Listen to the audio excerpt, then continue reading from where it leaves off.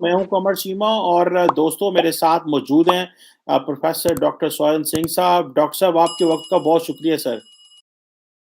नमस्कार, शुक्रिया। Thank you.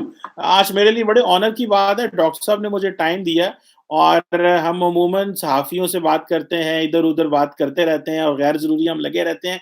लेकिन असल जो लोग जो फ़ॉरेन पॉलिसी को समझते हैं, इंटरनेशनल रिलेशंस को समझते हैं, वो तो ये प्रोफ़ेसर साहिबान होते हैं। तो बहुत-बहुत शुक्रिया वन्स अगेन एंड ऑब्वियसली मेरे व्यूअर्स जो हैं वो पसंद करेंगे डॉक्टर साहब की टॉक। डॉक्टर साहब आज आपसे जो पहला सवाल करना है वो ज़ाहिर बात है, जिस तरह मैंने आपसे बात की थी कि हम इंडियन फॉरेन पॉलिसी के ऊपर, रीजनल पॉलिटिक्स के ऊपर ओवरऑल बात करेंगे। डॉक्टर साहब पिछले 7-8 साल से इंडिया की फॉरेन पॉलिसी में खास किस्म की डायरेक्शन आई है, जब से प्राइम मिनिस्टर नरेंद्र मोदी ने टेक ओवर किया है, पावर ली है और दोबारा फिर इलेक्ट हुए and he is very popular person in India obviously. Sir how do you see और how do you measure for example जो जिस तरह जयशंकर साहब ने बुक लिखी थी the Indian way. So what is an Indian way for foreign policy and how the world is looking India. तो आप कैसे देखते हैं कि नरेंद्र मोदी साहब के टेन्योर में इंडिया की फॉरेन पॉलिसी आउटलुक क्या है? कमर, बड़ा शुक्रिया आपका मेरे को आपके प्रोग्राम में शिरकत देने का मौका दिया आपने। दो सवाल आपने पूछे हैं। एक तो क्या इंडियन फॉरेन पॉलिसी में कुछ अपना खास है जो बाकी मुल्कों में नहीं है, और दूसरा कि पिछले 7 सालों से जो एक तरह से नई विदेश नीति, फॉरेन पॉलिसी में जो फर्क आया है, वो क्या फर्क है और क्यों है। पहली बात तो कि हिंदुस्तान, जब आप सिविलाइजेशनली देखते हैं तो पाकिस्तान, हिंदुस्तान, पूरा सब कॉन्टिनेंट एक ही है। तो पूरे सब कॉन्टिनेंट में पूरी दुनिया से जुड़े रहने का जो एक ट्रेडिशन है वो बहुत स्ट्रांग है। हमारे यहाँ वासुदेव कुटुंबकम की बात करते हैं, मतलब पूरा दुनिया एक ही फैमिली है, एक परिवार है।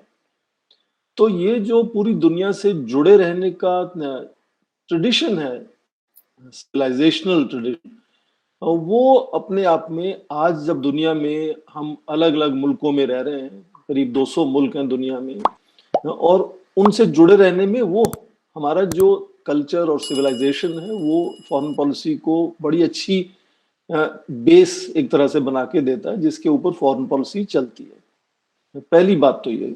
दूसरी बात कि 7 साल पहले क्या फर्क आया, उसको दो तरीके से देख सकते हैं। एक तो पूरी दुनिया में कुछ फर्क आया, तो जाहिर है कि भारत भी एक मुल्क है जो दुनिया से जुड़ा हुआ है। दुनिया में बदलाव आता है तो भारत में भी बदलाव आएगा।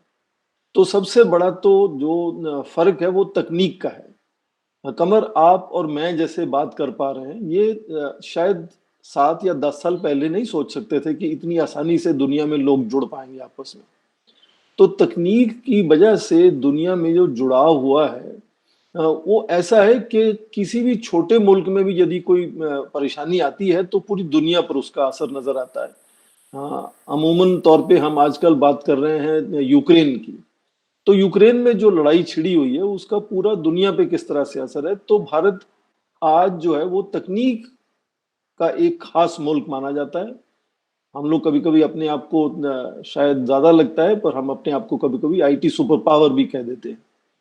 तो क्योंकि तकनीक में और खासकर इंफॉर्मेशन टेक्नोलॉजी में भारत जो है वो काफी आगे बढ़ा हुआ है, इसलिए वो तकनीक को इस्तेमाल करके फॉरेन पॉलिसी को आगे बढ़ाया जा सकता है। और खासकर जो अभी पेंडेमिक का 2 साल में हमने देखा है कि जब आपस में लोग मिल नहीं पा रहे थे, तो उसी तकनीक का हर माहौल में इस्तेमाल किया गया, लोगों में भी इस्तेमाल किया गया और फॉरेन पॉलिसी में भी बड़ा अच्छा इस्तेमाल किया गया। और इसीलिए चाहे वो समिट मीटिंग हो या दूसरी फॉरेन मिनिस्टर की मीटिंग हो, और उसके साथ साथ जैसे आपने द इंडिया वे और डॉक्टर जयशंकर का जिक्र किया, वो तो एक तरह से प्रोफेशनल फॉरेन सर्विस का हिस्सा रहे हैं 40 साल तक। तो आज ये विदेश मंत्री जो इतने वेल ट्रेन्ड हैं फॉरेन पॉलिसी डिप्लोमेसी में, वो उस चीज को आगे बढ़ाने में बड़े काबिल हैं एक तरह से। और एक छोटी सी आखिरी बात ये जोड़ दूं मैं उसमें कि भारत के प्रधानमंत्री नरेंद्र मोदी जब बने थे प्रधानमंत्री, तो बड़े लोगों ने कहा कि ये तो इनको सेंट्रल गवर्नमेंट की कोई एक्सपीरियंस नहीं है, ये प्रोविंशियल लीडर रहे हैं, तो शायद ये अंदरूनी चीजों पर ज्यादा ध्यान देंगे और फॉरेन पॉलिसी पे नहीं ज्यादा ध्यान देंगे। और उसका बिल्कुल हुआ उल्टा। आप देखें, उन्होंने इतना इंटरेस्ट लिया फॉरेन पॉलिसी में, इतनी दुनिया में बार बार जाकर उन्होंने बातें की, मिले, कई चीजों को आगे बढ़ाने की कोशिश की, और उनकी खासकर जो ट्रैवल शेड्यूल होती है वो बहुत ही हेक्टिक होती है। वो कोशिश करते हैं कि जितने ज्यादा लोगों से मिल सकें, जितने ज्यादा देशों में जाकर सीधी बात कर सकें। तो पेंडेमिक के दौरान भी लगातार देखिए, वो विदेश मंत्री हो या वजीर आजम हमारे हों, लगातार जुड़े रहे हैं दुनिया से। और आखिरी छोटी सी बात ये कि जब दुनिया की आज बात करते हैं तो भारत एक बड़ी जनसंख्या वाला देश है। तो 130 करोड़ से ज्यादा जनता है यहाँ। तो जब जनता आपस में जुड़ जाती है दुनिया भर में, तो बड़ा देश होने का अपना एक फायदा मिलता है।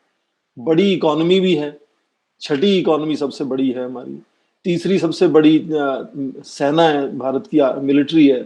और इस तरह से बड़ा होने की वजह से भी जो विदेश नीति पर जो ध्यान होता है दुनिया का, और जो भारत की विदेश नीति के तरफ जो जिम्मेदारी होती है, वो थोड़ी सी अलग हो जाती है। इसीलिए आप देखें कि 1924 में इंडियन नेशनल कांग्रेस, उस वक्त ये नेशनल मूवमेंट हुआ करता था, उन्होंने 1924 में एक फॉरेन अफेयर्स की सेल बना ली थी। और उसी वक्त आप देखें 1928 में एक ब्रसल्स में कॉन्फ्रेंस हुई थी कॉलोनाइज्ड नेशंस की। तो जवाहरलाल नेहरू को इंडियन नेशनल कांग्रेस की तरफ से वहां भेजा गया था रिप्रेजेंट करने के लिए।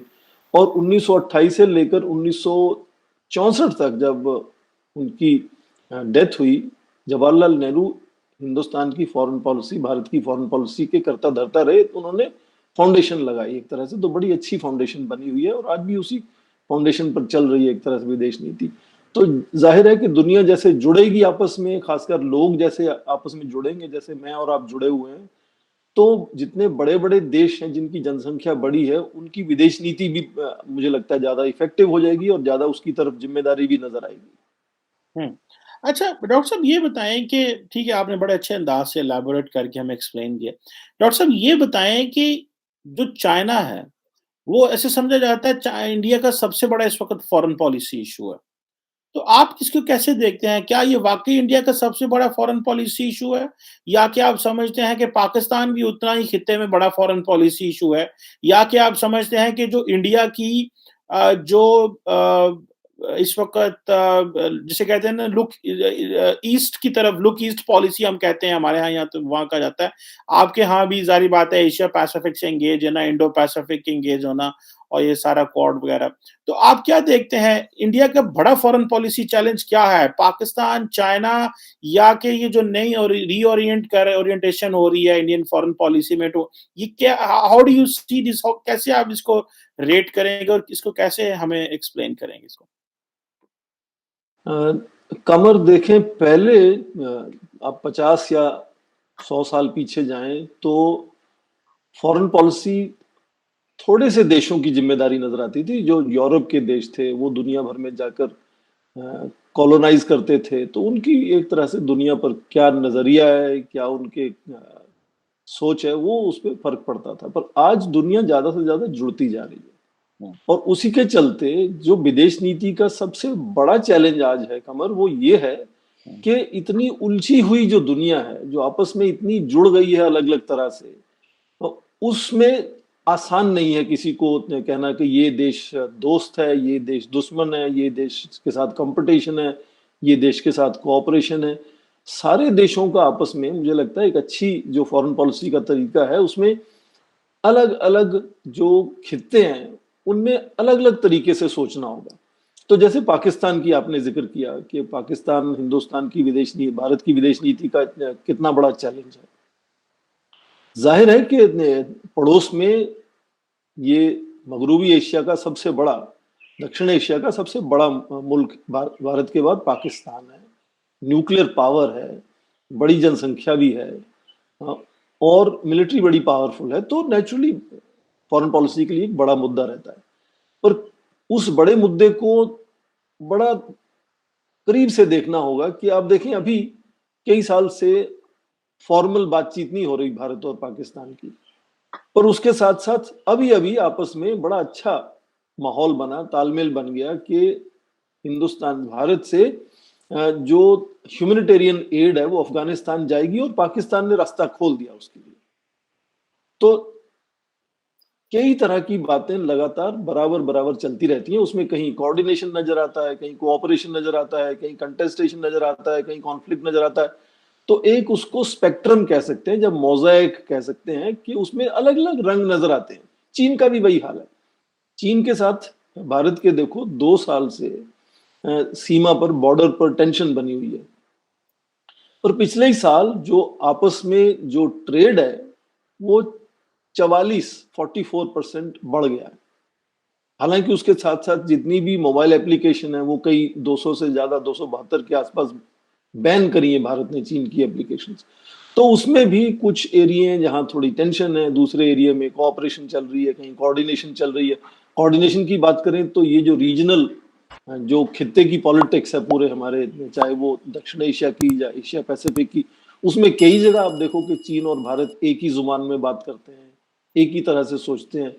तो आज मुझे लगता है फॉरेन पॉलिसी का सबसे बड़ा चैलेंज यही है कि इतने उलझे हुए जो दुनिया भर के रिश्ते बनते जा रहे हैं, जिसमें कोई एक बात कहता है, दूसरा दूसरी बात कहता है, तो उसमें इतनी जो कॉम्प्लेक्स इंटरनेशनल पॉलिटिक्स है, उसमें अपने राष्ट्र के हित जो हैं, जो नेशनल इंटरेस्ट हैं, उनको कैसे आगे बढ़ाया जाए और किस तरह से देखा जाए कि नुकसान कम से कम हो और फायदा ज्यादा से ज्यादा हो, और अपने लोगों को फायदा हो उसका, साथ में पूरे खित्ते का फायदा हो तो और भी अच्छा है। तो थोड़ी सी ये नई तरह के चैलेंज अब मुझे लगता है कि नजर आते हैं, और वो हिंदुस्तान भारत के लिए नहीं, वो पाकिस्तान के लिए भी उतने ज्यादा इतने मुश्किल चैलेंज हैं। जैसे हाल में ही देखो कि वजीर आजम इमरान खान जा रहे थे मॉस्को और वहां लड़ाई छिड़ गई, और कई लोगों ने कहा जाना चाहिए, कई ने कहा नहीं जाना चाहिए, जाके क्या करना चाहिए। तो सारे मुल्कों में ये आज फॉरेन पॉलिसी का चैलेंज है कि एक आसान तरीके से नहीं, आप देख सकते कि इस देश से बात करनी है, इससे नहीं करनी है, सबसे बात करनी है, सबसे कोशिश करना है कि किसी तरह से नुकसान कम से कम हो, रिश्ते अच्छे बने रहें। ये कोशिश मुझे लगता है सबसे बड़ी चैलेंज है आज फॉरेन पॉलिसी का। तो इसमें अगर देखा जाए कि नरेंद्र मोदी साहब ने सर जितनी इन्वेस्टमेंट की शी जिनपिंग पे, बड़े विजिट्स भी किए, बहुत मिले भी 18-20 दफा इस सारे टेन्योर में जब तक प्राइम मिनिस्टर रहे, और इसके अलावा तो लेकिन कुछ बन नहीं पाया। तो क्या इंडिया के अंदर क्या रियलाइजेशन है कि चाइना को कैसे डील करना है? क्या चाइना जो है वो एक परमानेंट एक हेडेक रहेगी, नरेंद्र मोदी साहब हो या कोई भी हो, क्योंकि इंडिया ने जिस तरह अपने आप को अलाइन किया है अमेरिका के साथ, गो के आप क्वाड का हिस्सा है लेकिन उसका मिलिट्री कंपोनेंट उस तरह नहीं किया, इसलिए आप अमेरिकन वेंट फॉर ऑकस बना लिया, उन्होंने एक सेपरेट ग्रुप बना लिया। अभी दोबारा उन्होंने जो है वो यूक्रेन के इश्यू में भी क्वाड को एंगेज करने की कोशिश की, लेकिन एक इंडिया ही एक इस तरह है जो अपनी स्ट्रेटेजिक ऑटोनॉमी की बात करता है। तो आप चाइना जो है उसको किस तरह डील करना है? डिफेंस के जरिए, अलायंसेस के जरिए, आप अब कॉल इंडिया के चाइना एग्रेसर भी है जैसे कि एलएसी के ऊपर है, तो क्या इंडिया के अंदर वो रिजॉल्व है, या वो जो मिलिट्री कैपेबिलिटी या जो ग्लोबल डिप्लोमेटिक क्लाउट मौजूद है in case there is China के साथ मामलात खराब होते हैं, क्योंकि जो आपने न्यूट्रलिटी की पोजीशन रखी हुई है उससे शायद इंडिया को वो एक ग्लोबल सपोर्ट मिल पाएगा? आप कैसे देखते हैं इसको सर? कमर, आपने देखा होगा हिस्ट्री में अमेरिका को कोरिया से हार मानकर वापस आना पड़ा, फिर उसको वियतनाम से मानकर वापस आना पड़ा। अभी हाल ही में अफगानिस्तान से उसको हार मान के वापस आना पड़ा। इसमें ये नहीं सोच सकते कि अमेरिका के पास मिलिट्री पावर नहीं थी उस वक्त, जब आज रूस के पास मिलिट्री पावर नहीं है यूक्रेन को हराने की। तो मुल्कों को अपनी अलग अलग ताकतों का, चाहे वो इकोनॉमिक पावर हो, जब गुडविल की पावर हो, सॉफ्ट पावर हो, मिलिट्री पावर हो, इन सब का बड़ा सोच के इस्तेमाल करना पड़ता है। तो वो सारे मुल्कों के लिए लागू होता है। मैं नहीं कह रहा हूँ कि केवल भारत के लिए केवल लागू होता है ये। तो चीन का जो जिक्र किया आपने वो ठीक है, वो एक तरह से चैलेंज जरूर बना रहेगा, एक बहुत बड़ा चैलेंज है इंडियन फॉरेन पॉलिसी के लिए। पर उस चैलेंज को कैसे डील करना है, वो उसमें मुझे लगता है बड़ी ज्यादा सोच की जरूरत है। उसमें अमेरिका की तरफ कितना झुकाव बनाना है। आपने कहा कि अमेरिका के साथ रिश्ते हमारे बदल गए हैं पिछले 10 या 15 साल में, ठीक है, पर ऐसा नहीं कि चीन के साथ रिश्ते खत्म हो गए। चीन, रूस और भारत के एक ट्रायंगुलर जो रिलेशनशिप है वो लगातार बनी हुई है, उसमें बातचीत भी होती है। इस बात से कई बार अमेरिका खुश नहीं होता कि क्यों भारत जो है वो भारत जुड़ा हुआ है चीन से भी और रशिया से भी। और हमने जैसे अभी एक बड़ी इंपॉर्टेंट S-400 मिसाइल की परचेज की है रशिया से, वो उससे अमेरिका नाराज है। और भी रूस वैसे ही भारत का सबसे बड़ा सप्लायर है मिलिट्री इक्विपमेंट का। तो चीन क्योंकि एक बहुत बड़ी इकोनॉमिक पावर है, एक बहुत बड़ी मिलिट्री पावर है, तो चाहे वो बहुत बड़ा दोस्त भी बन जाए भारत का, तो भी एक तरह से उसमें हल्का सा कंपटीशन या हल्का सा चैलेंज बना ही रहेगा। जैसे वो फ्री मार्केट में देखो, बड़े अच्छे दोस्त हों, दो ट्रेडर हों, पर उनमें थोड़ा कंपटीशन तो रहता है। और यहाँ तो दोस्त नहीं है ना, मुश्किल है। बॉर्डर पे हमारी आपस में इतना टेंशन है। हिस्ट्री में बहुत सी चीजें ऐसी हैं जो एक तरह से, जिसको हम बैगेज कहते हैं, वो दिमाग में बैगेज रहता है एक दूसरे के बारे में। तो ये अमेरिका, जैसे चीन को लगता है कि भारत जुड़ता जा रहा है अमेरिका के साथ, उसको टेंशन हो जाती है इस बात की। जैसे भारत में हम लोग अक्सर सोचते हैं कि पाकिस्तान चीन से जुड़ जाता है, ये टेंशन होती है। तो ये चीजें हमेशा चलती रहेंगी और कोई ऐसा टाइम नहीं आने वाला, चाहे वो पाकिस्तान हो चाहे भारत हो, कि फॉरेन पॉलिसी को कोई चैलेंज ही नहीं है। फॉरेन पॉलिसी को चैलेंज रहने हैं, फॉरेन पॉलिसी को चैलेंज हमेशा रहेंगे। उसको आप कैसे डील करते हो, कितने अच्छे से डील करते हो, वो सवाल मुझे लगता है कि समझने वाला है। चैलेंज तो रहेंगे, चीन भी चैलेंज है, पाकिस्तान भी चैलेंज है, अमेरिका भी चैलेंज है, रूस भी चैलेंज है, बहुत से चैलेंज है। दहशतगर्दी का सबसे बड़ा चैलेंज है, मैं तो कहूंगा सबसे बड़ा चैलेंज गरीबी का है, बेरोजगारी का है, बीमारी का है। ये चैलेंज हमेशा रहेंगे, पर उसको कैसे डील करना है वो मुझे लगता है ज्यादा ध्यान देने वाली बात है। अच्छा डॉक्टर साहब ये बताइएगा, इंडिया का जो पाकिस्तान चैलेंज है उस पे बात करते हैं। अभी हमने देखा कि कल आज बल्कि मैं देख रहा था कि राजनाथ सिंह साहब जो हैं वो कोई पार्लियामेंट में कोई स्पीच देने वाले हैं, वो जो एक मिसगाइडेड सा मिसाइल इधर पाकिस्तान की तरफ आ गया।